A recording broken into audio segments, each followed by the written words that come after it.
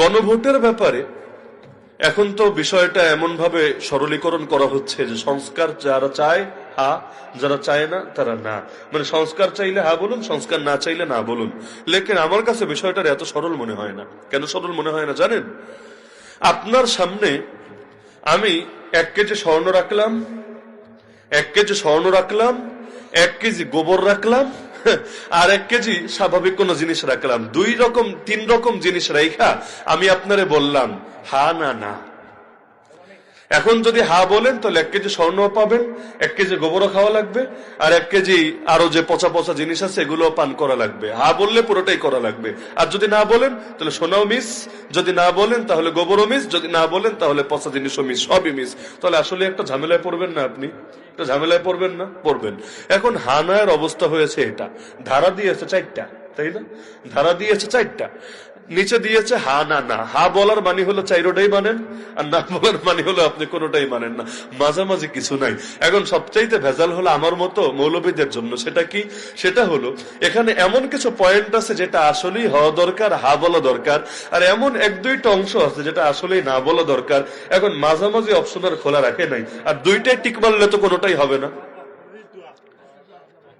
বসো বসো, 2টা, এখন 2টাই যদি দেন লাস্টে কোনোটাই তো হবে না, লাস্টে 2টা গিয়া বাতিল হবে। যেমন আপনি বলবেন আপত্তিকর কি কি আছে, যেমন একটাই যদি উদাহরণ দেই, আপত্তিকরের মধ্যে আছে 300টা আসনের সাথে আগে 50টা করে নারীদের সংরক্ষিত আসন ছিল। কেন সংরক্ষিত আসন লাগবে কেন নারীদের? যদি এমন হতো যে নারীরা অন্য আসন ইলেকশন করতে পারে না তাহলে বুঝতাম না, ঠিক আছে, তাদের একটা অপশন রাখলো আর কি। কেন 300 আসনের মধ্যে বহুত নারীও পাস করে না? নিষেধ আছে নাকি নারীরা নির্বাচনে দাঁড়াতে? নিষেধ নাই তো। হিজরা দাঁড়ালেও তো নিষেধ নাই।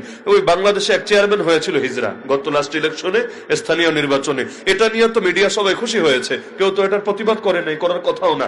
তাহলে যেখানে নারী পুরুষ উভয়কেই অপশন দিয়ে রাখা হয়েছে, আরে চাইলে তো খালি এমপি না প্রধানমন্ত্রীও হতে বারবার হয়েই তো আছে। বাংলাদেশে 71 থেকে শুরু করে এখনো পর্যন্ত নারী প্রধানমন্ত্রী তো দীর্ঘ টাইম ছিল, পুরুষ প্রধানমন্ত্রী তো সেই তুলনায় কম ছিল। তাহলে আলাদা করে সংরক্ষিত আসন দেওয়ার মধ্যে কি এমন ফজিলত আছে? আর সংরক্ষিত আসন লাগলে তো সবারই লাগবে, খালি নারীর কেন? সমাজে নারীরাই পিছিয়ে, প্রতিবন্ধীরা পিছিয়ে না? প্রতিবন্ধীরা পিছিয়ে না? তাহলে তাদের দেন। ধর্মীয় সংখ্যালঘুরা পিছিয়ে না? তাদের প্রতিনিধি দেন। এমনকি আলেম ওলামারাও তো পিছিয়ে ভাই দেশে, তাহলে আলেম ওলামাদেরও সংরক্ষিত আসন দেন। লাস্টে গিয়া 300টা মূল আসন দেন, আর 300টা গিয়া সংরক্ষিত আসন দেন। কিসের সংরক্ষিত আসন? প্রত্যেকে নিজ যোগ্যতায় লড়াই করে আসুক। মানুষ যদি মনে করে সে নেতা হওয়ার যোগ্য, সে আসবে, যদি মনে করে অযোগ্য, সে আসবে না। আর এভাবে সংরক্ষিত আসন নারীদের জন্য রাখা, এটা ইসলামী ফতোয়ার দৃষ্টিকোণ থেকেও তো চলে না। নারী নেতৃত্বের আলোচনায় আমি আর না গেলাম, ওইটা গেলে যেহেতু প্রশ্নের বাইরে, আলোচনা আরেকদিকে গড়াবে, সেদিকে আমি আর নাই গেলাম। তো সংস্কারের মধ্যে এমন কিছু পয়েন্ট আছে যেটা খুবই দরকার, আর এমন কিছু পয়েন্ট আছে যেটা আসলেই খুব একটা অধিকাংশ মানুষ সমর্থন করবে না, বা কোরআন হাদিসের দৃষ্টিতেও বেশি সমর্থন করা যায় না।